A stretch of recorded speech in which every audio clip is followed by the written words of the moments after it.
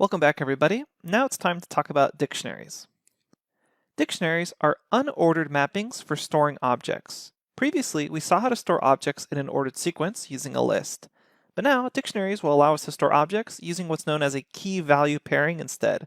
And this key-value pair allows users to quickly grab objects without needing to know an exact index location. Instead, you just call the key and it returns the value associated with that key. And the dictionary syntax uses curly braces and colons to signify the relationships between a key and their associated values. So here we can see the curly braces, and then we have the string key, so key 1, then colon, and then whatever value is associated with that. In this case, we just have a string called value 1, and then we have a comma for the next key value pair. Now the question always arises, when do we choose a list, and when do we choose a dictionary? Well, dictionaries have objects retrieved by a key name, and dictionaries are unordered and cannot be sorted. So a good time to use a dictionary would be when you want to quickly retrieve a value without needing to know its exact index location. Now that's a really nice feature of a dictionary, the fact that you don't need to know where something is in the actual dictionary to call it, you just need to know the key value pair. However, that comes with the con of not being able to sort a dictionary. Because a dictionary has a key value mapping, it means that it's going to insert new key value pairs wherever it deems most efficiently. Lists, on the other hand, can retrieve objects based off locations. So that allows the actual list to be indexed, sliced, and then sorted. So you kind of lose that functionality when using a dictionary. So you're basically trading off ease of calling and grabbing something from a dictionary very quickly with a key value pair, and you're losing the ability to sort things or have an index location off of them. Okay, let's explore these concepts a little closer by jumping to a Jupyter Notebook. Let's begin by showing you how you can construct a dictionary. We'll start by saying, or create an object, my dictionary, and then we'll have curly braces, and we'll define a key. So keys should be string, and you can call them whatever we want. So we have key 1, and then we have some associated value with that key. For now, we'll stick with basic strings. Then we have a comma, and you can insert a new key value pair. So colon, and then another value for that. Okay, so we have our dictionary here. And then if we call it back, we'll end up getting the entire dictionary. But really what we want to do is grab values from this dictionary. So instead of using index locations, we still use the same square brackets, but now to get a value back, we just pass in the key that's associated with that value. So we can say in my dictionary, pass in key 1, and we get back that value itself. So a good example of a use case for a dictionary may be something like prices in a store. So we can say I have a dictionary called prices, and we can even call it price lookup. So we have this prices lookup dictionary, and we can have different items in the dictionary, such as apple, and then their associated price. So we'll say apples are, I don't know, $2.99, maybe per pound, whatever. These are made up prices. We can have oranges.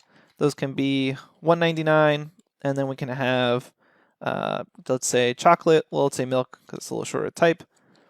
We'll say milk, and that's going to have a price of $5.80. And there we go. So then, with my dictionary, and remember this dictionary could be huge, prices lookup, I would just want to know, hey, what's the price of an apple? I'd pass an apple, run it, and it returns back the actual price. And now, without needing to know any sort of index location, I can easily get the prices of any of these objects using the key value pairs. So that's a really good example of why you would need a dictionary instead of something like a list, because here I have two values that I want to associate with each other and quickly look up the value of one given its key. Now it's important to note that dictionaries are actually super flexible in the data types they can hold. I just showed you how they can hold integers or floating point numbers as well as strings, but they can actually hold lists or even other dictionaries. So I'll just show you this as an example. We'll say D is equal to, we could have K1 be equal to a key, and it could have a number associated with 1, 2, 3. Or the other thing I could do is say K2, and I can actually have a list associated with it. So I can say 0, 1, 2, and then I can even do another dictionary inside of this dictionary. This is not that common, but it is supported. So we can say inside key, and then have some other number here, 100. So the dictionary itself has no problem dealing with all of this. And if we ever want to grab elements from this, let's imagine I wanted to grab this list 0, 1, 2. Then I just call D, pass in its key, K2 in this case, whoops, it should be a string. Run this and I get back the list. And then if I wanted to grab this number 100, what I could do is say D, find the associated key for that, K3. And when I run that back, I get back this dictionary. So off of this, I can make another key call. So then I could just say inside key, copy that, run that, and then I get back 100. So notice what's happening here. I'm basically stacking either index calls or key calls to get back the values I want. So let's imagine that I wanted to grab the number 2 here. What I would need to do is say D, K2, which returns back a list, and then I want the item at index 2. So then I could just say 2, and then I grab back 2. And this whole thing can be a little confusing at first, so let me walk through one more example just to make sure this is clear. I will say my dictionary has a key 1, and associated with this key is a list of lowercase letters, A, B, C.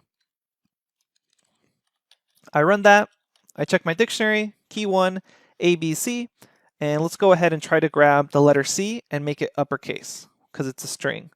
What I could do is, through various steps, do the following. I could say my list is equal to D at key 1, and then if I check my list, I have that, so then I could say letter is equal to my list at index location 2, and then if I check out my letter, I then just say letter, uppercase, and then I have capital C. So notice all the steps here that I did. I first grabbed the key, then I made that into a list, then I did the indexing off that list to grab the letter, and then I said uppercase off that letter. But I can actually do this all in one step because of how flexible Python is. I could say, okay, grab that key, which returns back the list. So then off of this, instead of reassigning it, I can just keep calling what I want. So then I want to index by 2.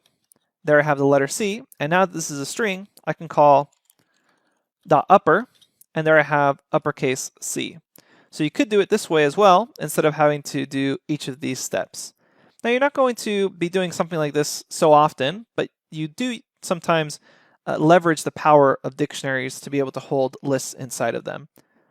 Okay, so I just want you to be aware of that you can kind of stack calls like that on a singular object. If we ever want to add new key value pairs to a dictionary, it's pretty straightforward. So let's make a new dictionary here.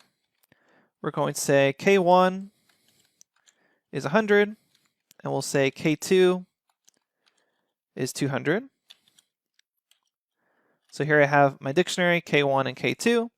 Let's imagine that I wanted to add K3 is 300. All I need to do in that case is say D, assign a new key, so K3, and set that equal to 300. And then when I take a look at the dictionary, I now have K3 300. All right, so we just saw how we could add a new key value pair to the dictionary. We can also use the same method to easily overwrite an existing key value pair.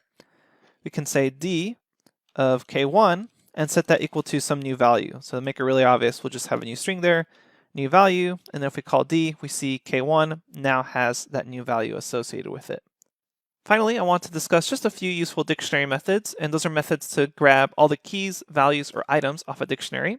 So we have our dictionary right now, K1, K2, K3, new value 200, 300. I'm going to reassign it to be the old one. So let me copy this right here and say D is equal to that version of the dictionary.